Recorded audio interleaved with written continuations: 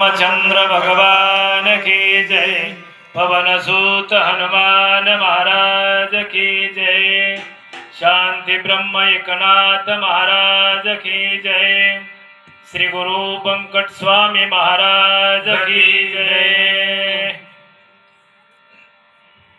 श्री गणेशाय नमः।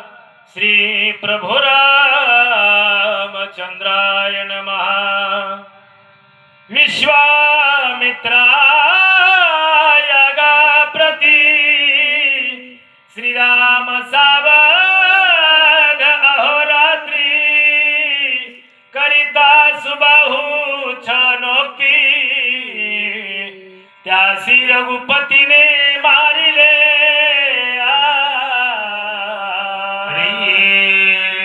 श्रोते सज्जन मायबापांच्या चरणी साष्टांग दंडवत। ब्रह्मपत्रातील चालू असलेला तिसरा अध्याय हा श्रवण करण्यासाठी आपण सर्वजण या धर्म मंडपामध्ये आलेलो आहोत। कथा इथपर्यंत चालू आलेले आहे।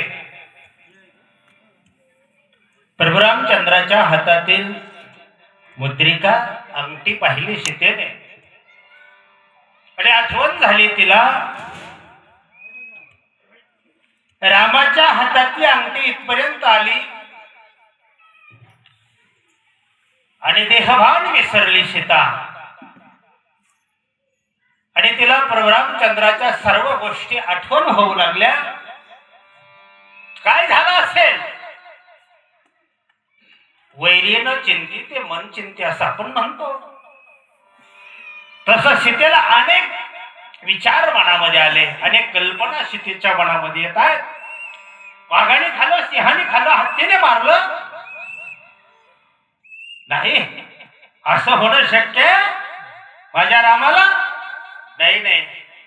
कुठलेही स्वपद त्यांना काही करू शकणार नाही। सामान्य नाहीत राम माझे। पण मग एवढा उशीर का झाला?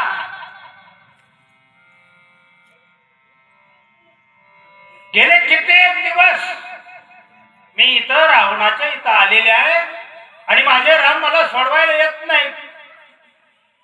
मग काय झालं असेल? बलशाली आहे राम, त्याला कोणी काही करू शकत नाही। विश्वामित्राच्या यज्ञाच्या वेळेस लहान होते वयाने, तरी